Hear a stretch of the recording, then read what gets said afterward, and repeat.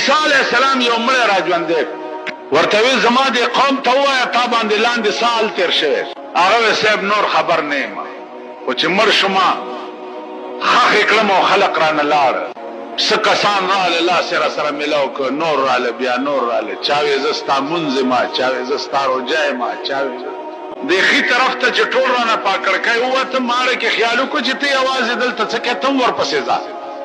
وی په ښي طرف ته کړکۍ زه ووتم چې ګورم یو بهترین باغ دی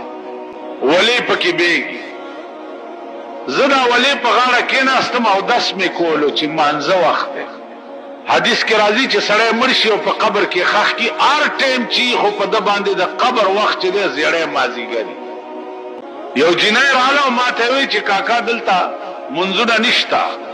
بس دنیا کې دي چې څه کړي دي کړي دي او دلته مانځه وی ما هغې له داسې ټېله ورکړه چې مونځ نه مې څنګه منې کې وی د هغې غاړه کې هار و هغه وشلېد وی راته وی چې اوس خو دې والله که پرېږدم چې دا هار دې ټیک کړی نه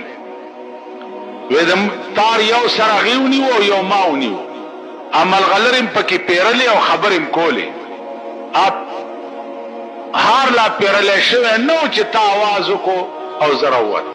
عیسی علیه السلام وفرمایل قوم ته چې د دې مړي 4,000 کاله وشو چې مړ 4,000 کاله نو په 4,000 کاله کې د خوشحالۍ وخت په ده داسې تېرو لکه چې یو ګنټۍ دنیا کې وګورئ د خوشحالۍ وخت باندې سړی پوه هم نشي